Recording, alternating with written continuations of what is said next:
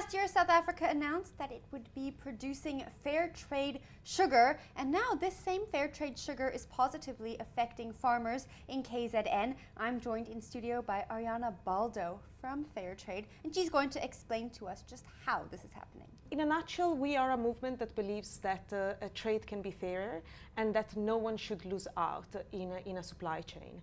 So how Fairtrade does that? We certify farmers and as well as traders involved in the supply chain against the high social and environmental standards. So we make sure that there's decent working and living conditions on the farm, there's a sustainable farming practices, and then this trickles down through the supply chain, and there's a logo that is put on the product, and brands can say, hey consumer, here are my products that are Fairtrade certified. Now, when it comes to positively affecting the economy, how has Fairtrade sugar contributed to that? Yeah. Fairtrade works only with such smallholder farmers. We use the word in Fairtrade subsistence and smallholders, quite interchangeably, so just to explain some jargon. But we work with such farmers to make sure that they've got the capacity to produce quality yields, to improve the yields, to govern their cooperatives, to organize themselves in cooperatives that they govern, and to access Fairtrade markets. And by this I mean to gain better prices for their crops, and also to get a premium that they can invest in their businesses and in their communities. So how does a farmer go about being certified, especially these ones in KZN that we're speaking about? We identify the farmers, we work with them for about a year and a half. We train them on standards, standard compliance, on social standards, environmental standards, capacity building, record keeping, organizational management, all those kind of standards that you need to satisfy in order to get Fairtrade certification.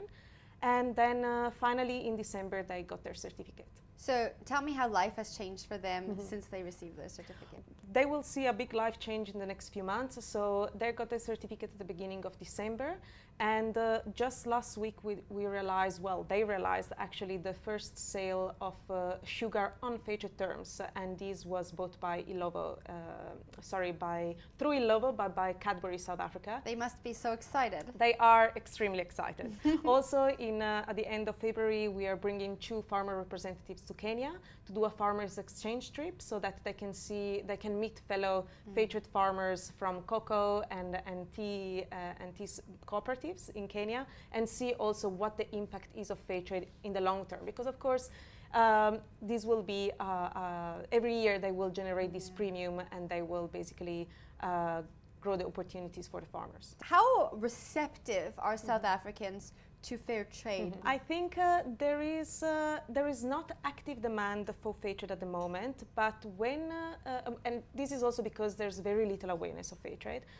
But what we see is that through our promotions and our campaign, and also through the products that people can experience, when South Africans understand what Fairtrade means, it's really impressive. You know, for the first time, your coffee is not just a coffee. It's a coffee that tastes the same, but even has amazing impact for the farmers. For example, in Ethiopia or in Kenya, with sugar, it will be similar.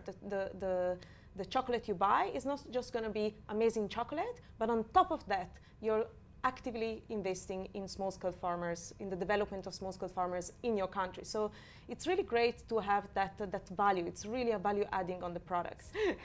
So yes, it's also there's a lot of work that we do in campaigning to get people excited and really to understand the amazing impact you have by just choosing a Fairtrade product. If anyone wants to find out more about Fairtrade, how can they get hold of you? So first of all, they can go to our website, fairtrade.org.za, or they can find us on social media. Our handle is Fairtrade SA.